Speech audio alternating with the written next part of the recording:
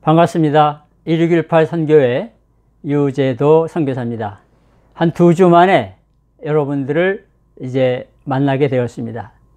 하나님께 영광을 올려드리고 또 우리가 이 귀한 주제를 놓고 함께 배우면서 또 은혜 받으면서 앞으로 한 넉 달간 같이 나아가도록 하겠습니다.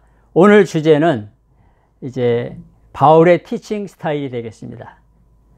예수님께서 어떻게 가르치셨는가 하는 것은 우리가 지난번 많은 동영상을 통해서 배웠는데요. 이제부터는 바울에 대한 교육, 바울에 대한 것을 함께 배우도록 하겠습니다. 오늘 첫 번째 주제는 여기 나와 있는 것처럼 바울은 탁월한 교사였습니까? 하는 것입니다. 여러분, 정말 저는 아주 흥분이 되고 기대가 되는 주제입니다. 분명히 하나님께서 이 모든 동영상을 통해서 큰 역사를 이루실 줄로 믿습니다. 여러분, 이 세 그림 한번 자세히 보시기 바랍니다. 너무나 잘 아는 역사적인 인물들이죠. 첫 번째 나오는 인물은 중국 공산당의 거의 시작자라고 할 수 있는 마오쩌둥입니다. 여러분, 두 번째 그림은 독일의 아돌프 히틀러, 그 유명한 독재자죠. 그 다음에 마지막 그림은 구소련의 요세프 스탈린입니다. 여러분, 이 세 명의 얼굴을 보면서 공통점이 무엇이겠습니까? 다 아시겠습니다. 이들은 수천 수백 명의 사람들을 아주 잔혹하게 살해한 인물들입니다. 기록을 보면요, 이 마오쩌둥은 한 2,500만 명 정도를 문화혁명을 이제 일으키면서 죽였다고 기록이 되어 있습니다. 뭐 아돌프 히틀러는 말할 거 없죠. 이 사람은 유대인들을 한 600만 명 살해했고, 그 밖에 여러 종족들을 한 500만 명 가까이 살해했다고 기록을 했습니다. 요세프 스탈린은, 이 사람은 정말 그 국민을 4,500만 명 살해한 것으로 기록이 되어 있습니다. 자, 그런데 여러분, 이 세 사람의 공통점이 이제 수천 수백만 명의 사람들을 죽인 것인데, 만약에 이건 상상하는 겁니다. 이들이 자기들의 그 삶의 중간에 예수님을 만나서 구원받고 변화가 돼서 정말 이들이 선한 일을 하고 생명을 또 살리고 또 많은 귀한 일들을 했다고 하면 과연 어떻게 되었을까? 그런 것을 우리가 한번 생각해 볼 수가 있습니다. 그리고 그런 일들이 정말 가능할까 하는 것입니다. 자, 그런데 여러분, 주후 1세기, 지금부터 한 2000년 전에 상상할 수 없는 일이 일어난 것입니다. 기독교의 아주 극악한 박해자였던 사울이 그리스도인이 된 것입니다. 바울은 여러분 정말 온 자기의 힘을 다해서 기독교를 이제 없애려고, 또 기독교를 아예 싹 쓸어버리려고 했던 사람인데, 이제는 기독교를 아주 열정적으로 전파하는 사람이 된 것입니다. 바울은 그래서 예수님을 만난 이후로 이렇게 고백합니다. 디모데전서 1장 13절입니다.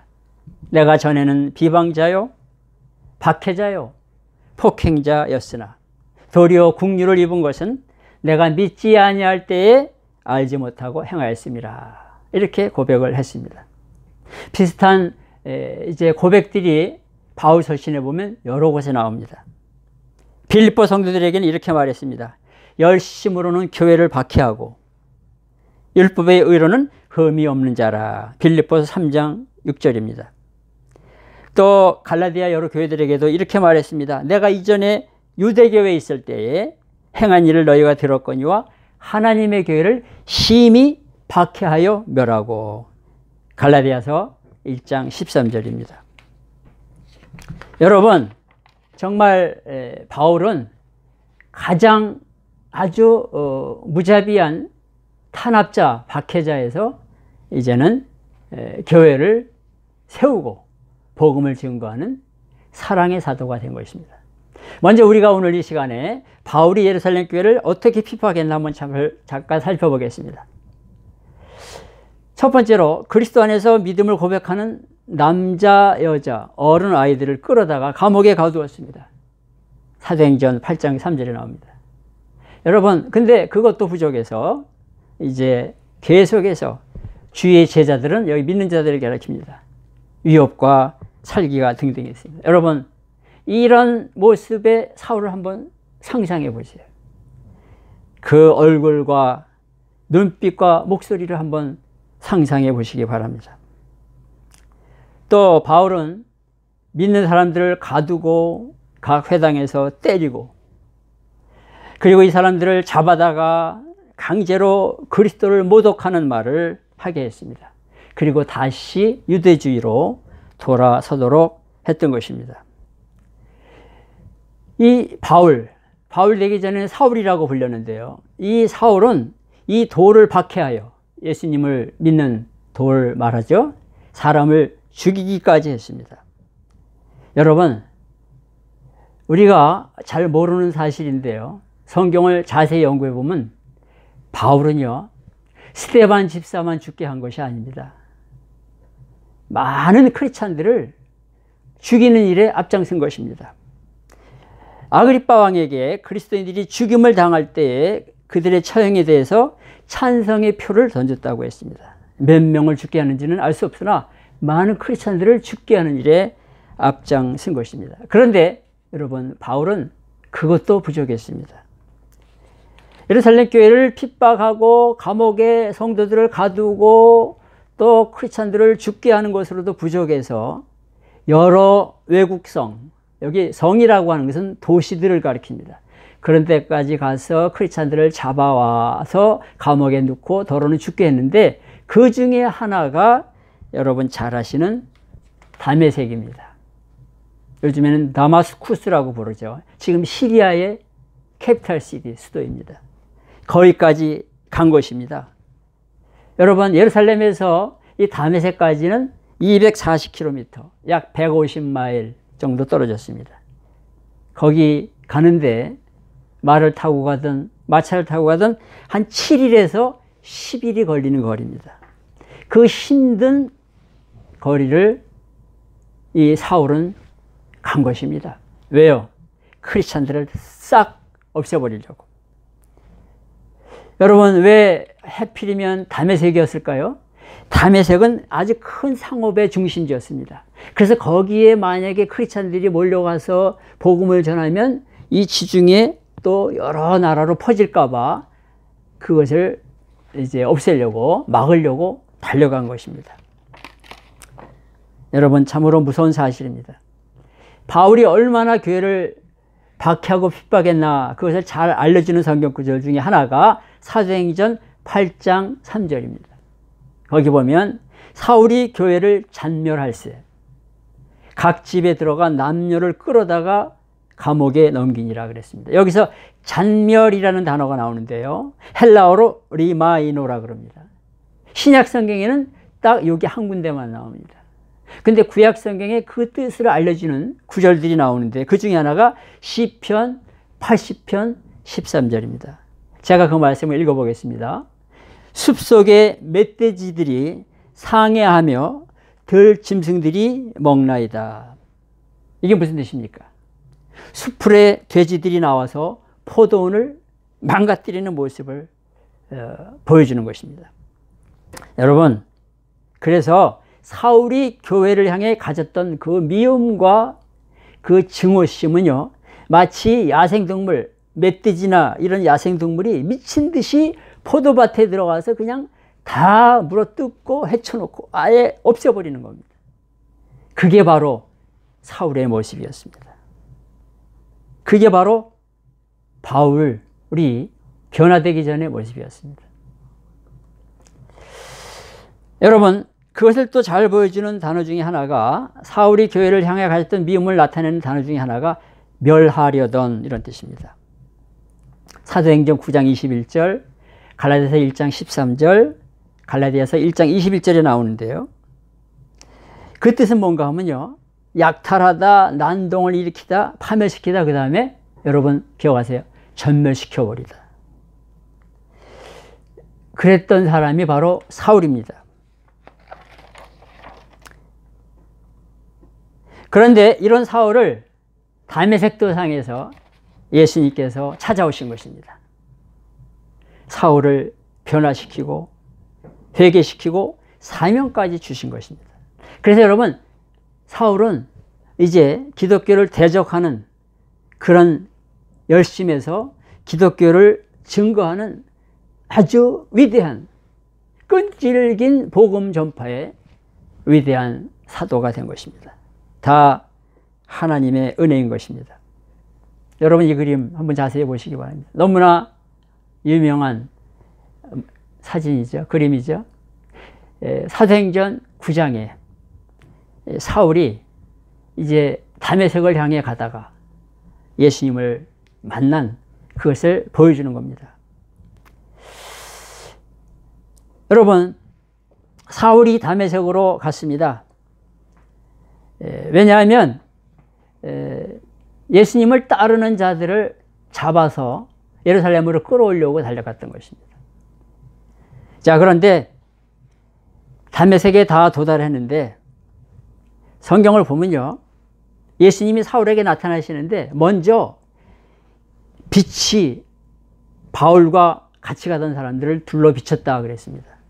근데요, 9장에는 그렇게 나오지만 22장을 보면 호련히 하늘로부터 큰 빛이 비쳤다 그랬고, 사도행전 26장을 보면요, 해보다 더 밝은 빛이 사울에게 다가온 것입니다. 바로 조금 아까 보았던 이 그림이죠. 자, 그러면서 예수님께서 사울아, 왜 나를 핍박하느냐? 나는 내가 핍박하는 예수라. 그러면서 주님께서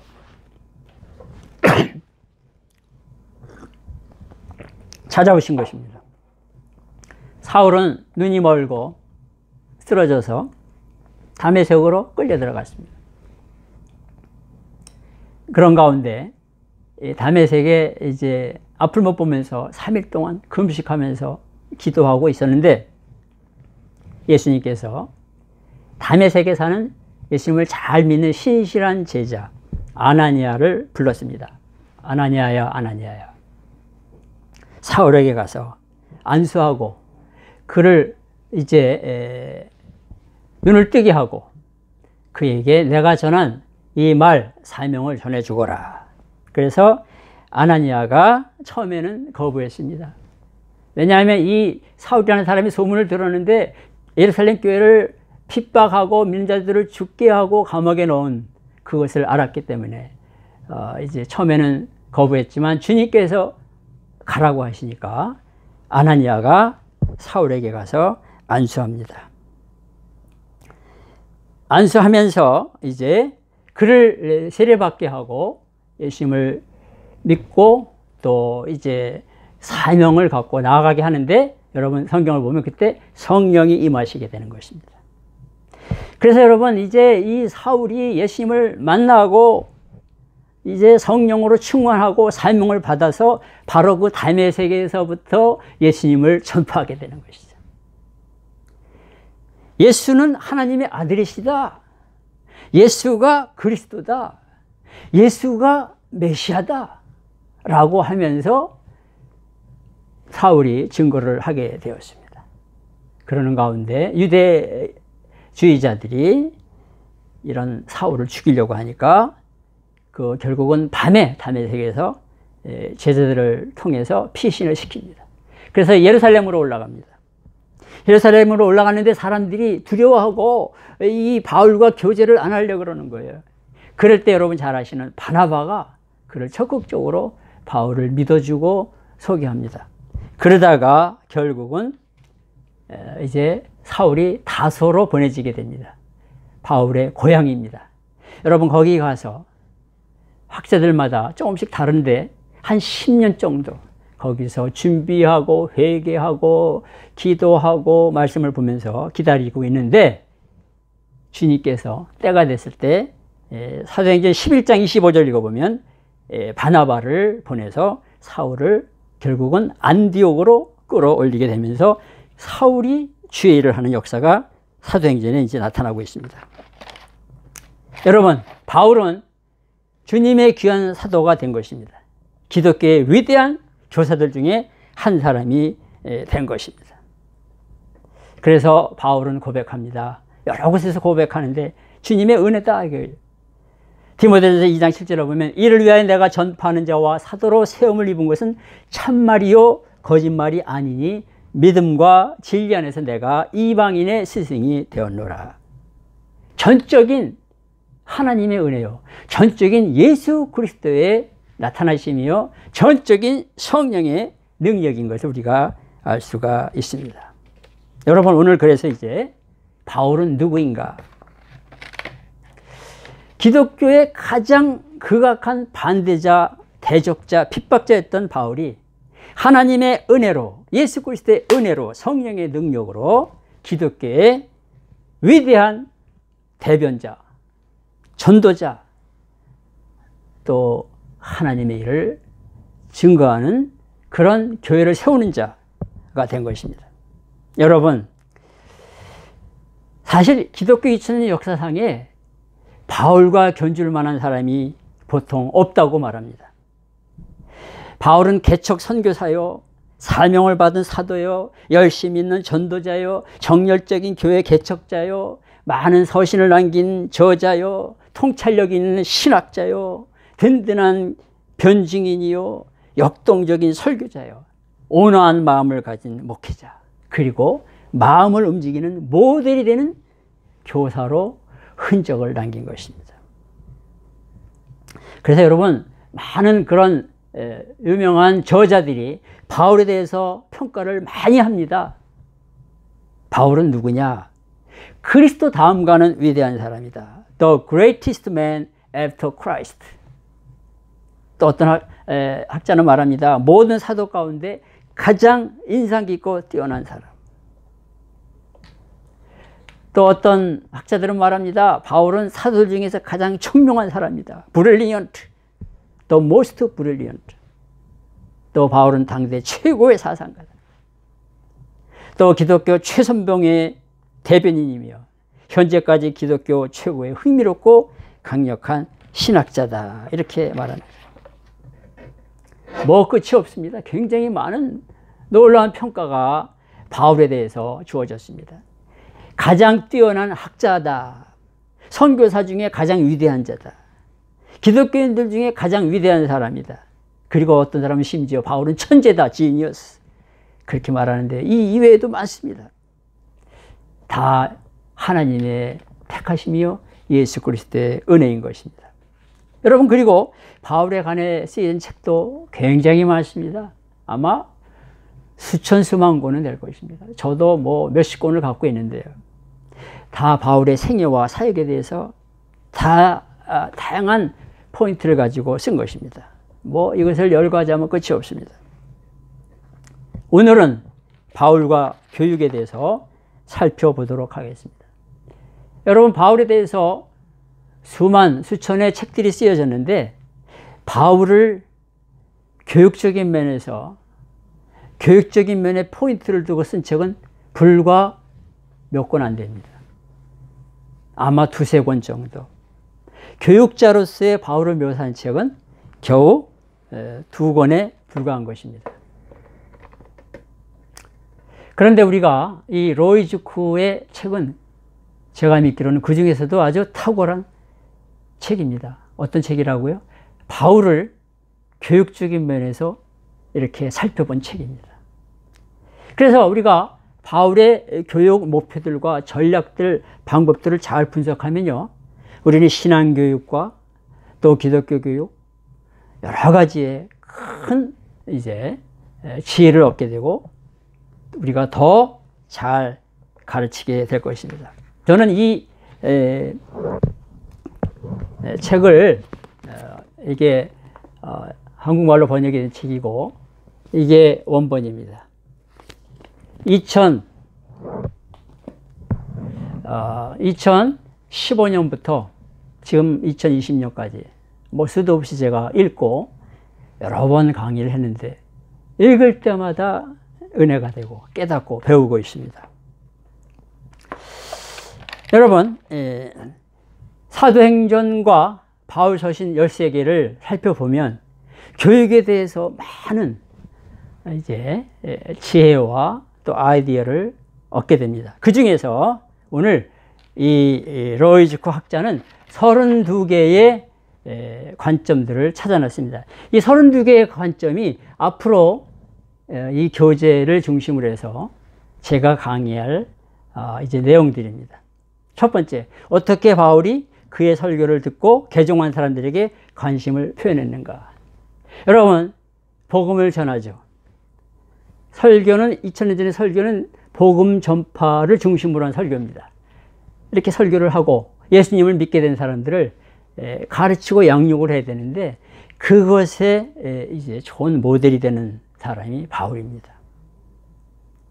그리고 어떻게 바울이 다른 사람들에게 교리는 영어로 닥트린이라고 그러는데요. 교리를 가르치고 이제 크리스찬이 됐으면 크리스찬답게 살아가야 되는데 그 크리스찬의 삶을 가르쳤는가, 그것을 바울을 통해서 배우게 됩니다.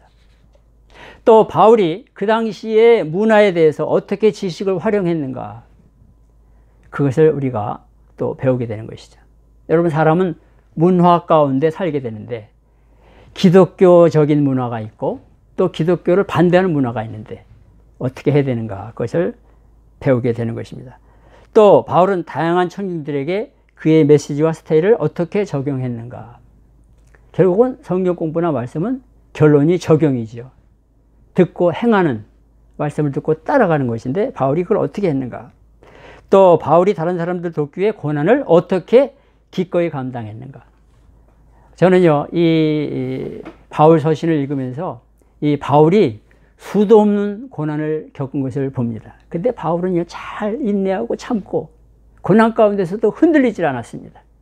그런 것들 우리가 배우게 되는 것이고, 어떻게 바울은 진리가 삶에 끼치는 영향을 보여주었는가 하는 것, 또 바울이 제자들에게 주님을 위해 어떻게 살아가야 되는가 하는 것을 어떻게 촉구했는가를 보여주는 것입니다. 또 어떻게 바울이 사역의 목표들을 정립했는가 하는 것입니다. 어떻게 바울이 자신의 내적 동기들을 드러내 보여주었는가. 사람은요, 이 겉에 드러나는 것만 중요한 것이 아니라 내적인 것이 중요한데 바울 서신을 보면 바울의 내적인 모습이 너무나 잘 나와 있습니다. 또 바울이 주님을 섬기도록 다른 이들을 어떻게 훈련시켰는가. 여러분, 그리스도의 군사들이 되려면 훈련을 잘 받아야 되는 것이죠. 근데 그 바울을 통해서 배우게 되는 것이죠. 바울은 그의 동료들과 어떻게 사역을 하였는가. 여러분, 우리는 이제 나중에도 말씀을 드리겠지만요, 바울 그러면 위대한 하나님의 일꾼, 그래서 바울 하는데 사실은요, 바울과 같이 함께 동역하면서 주의를 했던 사람이 100명 가까이 됩니다. 디모데라든가 아볼로라든가, 여러분, 또 뭐 디도라든가 누가라든가, 뭐 성경이 나오는 이름만 100명 가까이 됩니다. 그들과 함께 주의를 한 것이죠. 그걸 나중에 이제 배우겠습니다. 바울은 어떻게 주님의 인도하심과 능력을 의지했는가? 어떻게 바울은 그리스도와 같은 모범이 되었는가? 여러분, 바울이 나를 본받으라 그러죠? 내가 그리스도를 본받는 자 된 것 같이 너희는 나를 본받으라. 그것도 우리가 배우겠습니다. 어떻게 바울은 효과적인 가르침에 필요한 자질들을 나타내었는가? 어떻게 바울은 의사소통과 교육의 방식으로 편지쓰기를 사용했는가? 보통 바울 서신을 13권으로 우리가 여기죠? 그리고 사도행전에도 절반 이상 이제 바울이 나타나고, 그리고 여러분 히브리서도 어떤 학자들은 바울 서신이 아닐까 그렇게 보는 학자들도 있습니다. 그렇게 본다면요, 신약 성경 27권에서 15개의 성경은 바울과 관계된 거예요. 대단한 것이죠. 또 16번, 어떻게 바울은 배우는 자들에게 교정이 필요할 때 바로 잡아 주었는가. 여러분, 신앙생활에 있어서 중요한 것이 잘못되게 가고 있을 때는 그것을 코렉션 해주는 거, 고쳐주는 것이 필요한데 바울은 아주 단호했습니다. 예. 그리고요, 17번 중요한데요.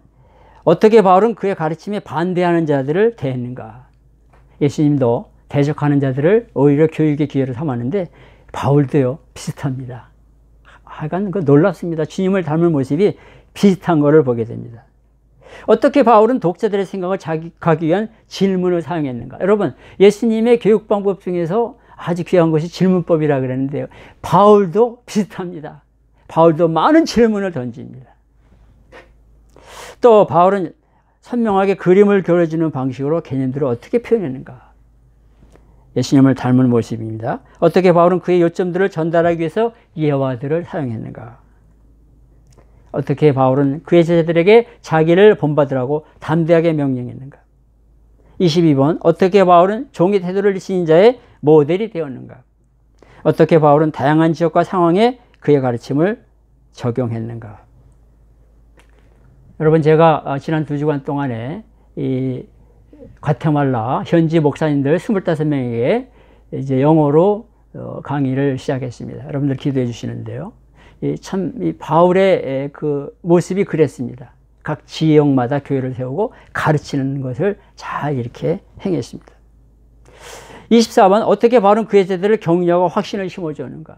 바울은 아주 격려와 확신을 잘 심어주는 사람이었습니다. 어떻게 바울은 다이나믹한 강의를 했는가? 어떻게 바울은 구약성경을 인용하여 가르쳤는가? 27번, 어떻게 바울은 그의 청중들의 주의를 끝까지 사로잡았는가? 또 어떻게 바울은 가르침과 배움의 과정에서 배우는 자들을 참여시켰는가? 굉장한 교육적인 포인트입니다. 어떻게 바울은 제자들을 훈련시키고 양육시켰는가? 그리고 어떻게 바울은 그의 교육 방식에 변화를 주었는가? 또 어떻게 바울은 그의 목회자적인 마음을 나누었는가? 디모데전서, 디모데후서, 디도서는 목회서신이라고 그러죠. 바울의 목회서신, pastoral letters라고 그러는데 그런 데 읽어보면 잘 나와 있습니다. 어떻게 바울은 성령을 의지함으로 영적인 능력을 얻었는가? 굉장히 중요한 것이죠. 나중에 우리가 배우겠지만 사실은요, 바울만큼 성령을 철저하게 믿고 의지하는 사람도 없었다, 그렇게 볼 수가 있습니다. 이런 것들을 앞으로 이제 우리 이 강의를 통해서 하나씩 하나씩 여러분과 같이 배우도록 하겠습니다. 여러분, 이거는 이제 이 원본의 책에 겉표지입니다. 보여드리면 또 이렇게 되어 있는데요. 저는 이 책의 그림을, 겉표지를 참 좋아합니다. 여러분, 여기 보면요, 세 사람이 이렇게 오른손을 들고 서 있죠. 가장 큰 뒤에 배경이 되는 이 사람은 누굴까요? 바로 예수님이시죠. 근데 그 예수님을 본받으려고 했던 사람이 바울입니다. 여기 이 사람은 이제 제 해석입니다. 바로 우리 한 사람 한 사람, 우리도 예수님을 본받으려고 했던 바울을 본받는 삶을 살아가야 된다는 것입니다. 오늘 결론의 말씀이, 그래서 내가 그리스도를 본받는 자 된 것 같이 너희는 나를 본받는 자가 되라. 고린도전서 11장 1절입니다. 여러분, 이제 오늘 이런 그리스도를 닮으려고 했던 바울을 우리도 본받아서 앞으로 넉 달간 열심히 강의를 들으시고 소개해 주시고 기도해 주시면서 함께 달려갈 수 있기를 바랍니다. 하나님의 은혜가 여러분에게 있기를 간절히 기도합니다. 안녕히 계십시오.